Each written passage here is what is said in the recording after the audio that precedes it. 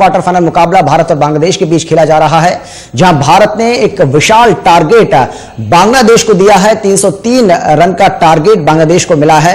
बांग्लादेश की बात करें तो हालांकि अभी शुरुआत है और शुरुआती कहीं ना कहीं विकेटों को बचाने की कोशिश बांग्लादेश की तरफ से की जा रही है, लेकिन दूसरे क्वार्टर फाइनल में बांग्लादेश के खिलाफ भारत ने पहले टॉस जीता, उसके बाद बल्लेबाजी का फैसला करते हुए 302 रन का टारगेट रखा। भारत की शुरुआत काफी अच्छी रही, लेकिन 17वें ओवर से विकेट गिरने लगे, लेकिन इसके बाद सुरेश रैना ने रोहित शर्मा के साथ मिलकर पारी को संभाला। रोहित शर्मा ने शानदार 137 रनों की पारी खेली। रोहित शर्मा और शिखर धवन ने पहले 14वें ओवर में 70 रनों की साझेदारी कर मजबूत स्कोर की नींव खड़ी और तभी साकिब उल हसन ने 17वें ओवर में धवन को स्टंप आउट कर दिया। धवन ने 30 रनों की पारी खेली और इसके तुरंत बाद विराट कोहली भी चलते बने, धोनी भी 6 रन बनाकर आउट हो गए। और चलिए चर्चा करते हैं, मेरे साथ हमारे वरिष्ठ सहयोगी सुजीत झा स्टूडियो में मौजूद हैं। सुजीत जी, भारत और बांग्लादेश के बीच ये मुकाबला, कहीं ना कहीं भारत ने जिस तरह से उम्मीद जताई जा रही थी, कुछ उसी तरह का टारगेट बांग्लादेश के सामने रखा है, किस तरह से देखते हैं? देखिए बिल्कुल अमित, जो आप देखिए एक एक इनिंग की बात की जा रही है, बस स्लॉग ओवर्स खेलते गए तमाम ऊपर से नीचे तक। रोहित शर्मा की बात करें, रोहित शर्मा ने काफी अच्छा खेले, 137 रन बनाए और उनकी पारी को ध्यान से देखें, विकेट के चारों तरफ उन्होंने शॉट्स लगाए, हर तरफ उन्होंने खेला और गेंदबाजों को मौका नहीं दिया सोचने का। जब शतक उनका पूरा हुआ उसके बाद भी उन्होंने बेहतरीन खेल दिखाया और चौके छक्के की बरसात जारी रखी, लेकिन इन सब के बीच उनका साथ जो है वो छूटता गया। एक बल्लेबाज पवेलियन लौट गए। धवन, कोहली ने शुरुआती झटका भारत को लगा, शुरुआत खराब रही भारतीय टीम की, लेकिन उसके बाद जो पारी संभली है आप देख लीजिए, अच्छी साझेदारी हुई रैना और रोहित शर्मा के बीच, अच्छा स्कोर। एक टारगेट उम्मीद की जा रही थी कि 300 के ऊपर जाएगा, लेकिन फोकस यह था कि विकेट पर टिक के खेला जाए, क्योंकि बारिश का अंदेशा था। बारिश बीच में भी हुई थी हल्की, लेकिन उसके बाद ठीक हो गया, मौसम साफ हो गया।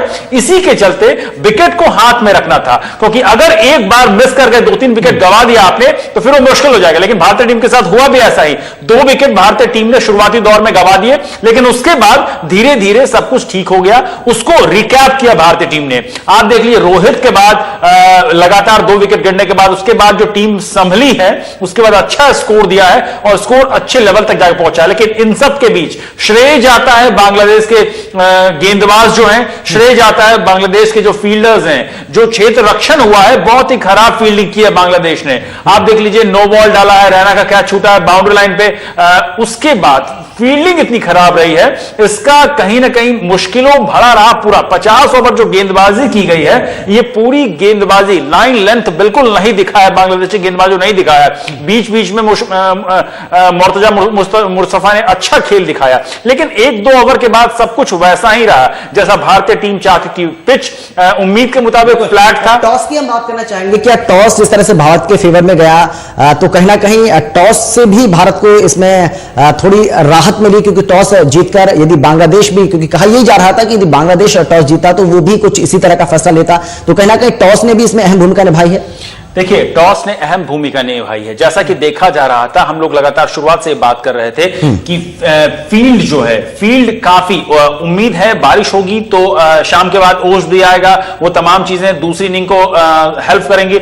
लेकिन पिच फ्लैट थी, पिच डेक आप हिट करते तो डेक में आवाज आ रही थी, हल्की घास भी थी, लेकिन इन सब के बावजूद पिच बल्लेबाजों को मदद कर रही थी। लेकिन प्रेशर था, ये क्वार्टर फाइनल का मुकाबला था, अगर हारे तो बाहर, तो इसीलिए स्कोर 300 के पार गया, 303 के आसपास, लेकिन स्कोर ऊपर भी जा सकता था, 350 के आसपास स्कोर जाता। लेकिन ये दबाव भरा मैच था, अगर इसमें कोई भी गलती टीम इंडिया को मुश्किलों में डाल सकती थी। अमित, बिल्कुल बिल्कुल। फिलहाल हमारे साथ हमारे संवाददाता नवीन चौहान न्यूज रूम से सीधे हमारे साथ जुड़ गए हैं। नवीन, जिस तरह की उम्मीद की जा रही थी, कुछ इसी तरह का टारगेट भारत ने बांग्लादेश के सामने रखा है, लेकिन बांग्लादेश की बात की जाए तो उलटफेर के लिए जाना जाता है और इस वर्ल्ड कप में उसका अच्छा प्रदर्शन रहा है, तभी वो क्वार्टर फाइनल में पहुंचा है। लेकिन फिलहाल कितनी बड़ी चुनौती उसके लिए आप मानते हैं, क्योंकि 303 रन का टारगेट उसको चेज करना है?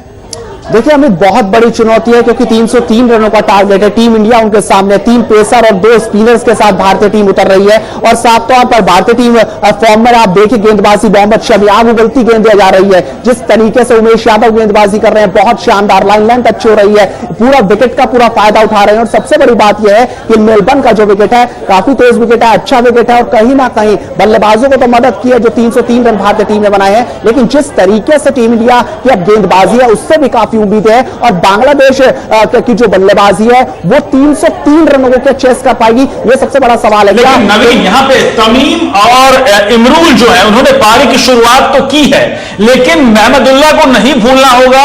महमदुल्लाह वही खिलाड़ी हैं जो फॉर्म में हैं और 2 शतक जमा चुके हैं इस वर्ल्ड कप में अभी तक।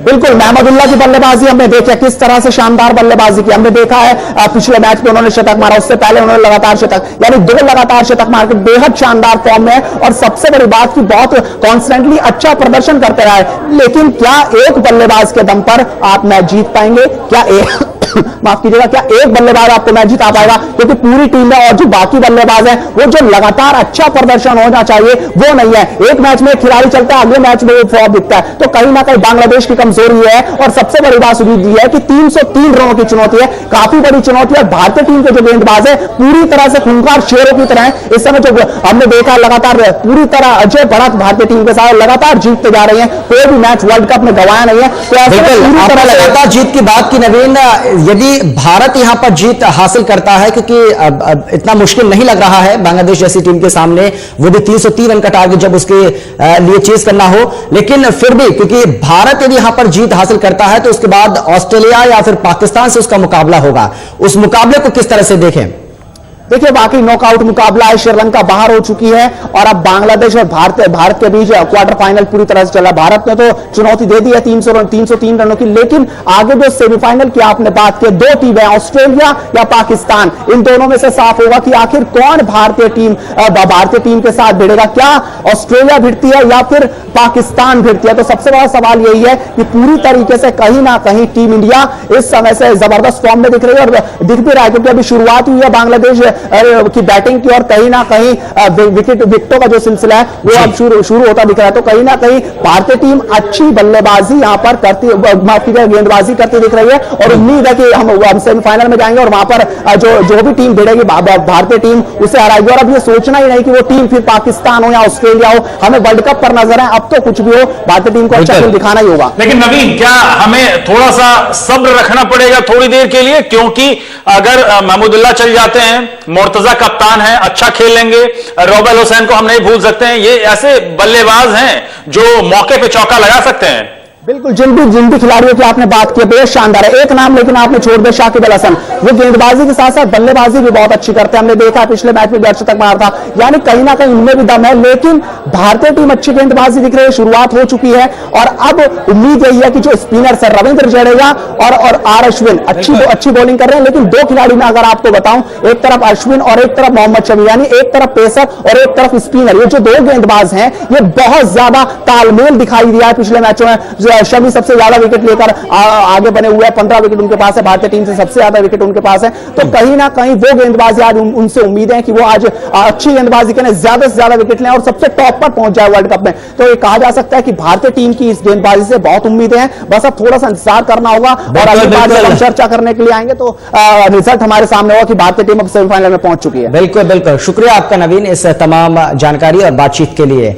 तो भारत का मुकाबला बांग्लादेश के साथ हो रहा है। बांग्लादेश को एक विशाल टारगेट यहां पर दिया गया है भारत की तरफ से, लेकिन इतना आसान उसके लिए फिलहाल नहीं होगा। लेकिन बांग्लादेश की टीम जिस तरह से हम लगातार कह रहे हैं कि उलटफेर के लिए जानी जाती है, इस वर्ल्ड कप के दौरान भी कहीं ना कहीं उसका परफॉर्मेंस जो है अच्छा खासा परफॉर्मेंस रहा है और यही वजह रही कि वो क्वार्टर फाइनल तक का जो सफर है उसने तय किया है। लेकिन भारत यदि यहां पर जीत हासिल करता है तो सीधा सेमीफाइनल में प्रवेश करेगा, जहां उसका मुकाबला ऑस्ट्रेलिया या फिर पाकिस्तान में से किसी एक से होने की संभावना है। लेकिन हमें यहाँ एक और रिकॉर्ड है, एक रिकॉर्ड आज ये बनने वाला है कि अगर ये मैच जीत जाते हैं महेंद्र सिंह धोनी, इसमें कोई 2 राय नहीं है, वो जीत जाएंगे, उम्मीद भी है।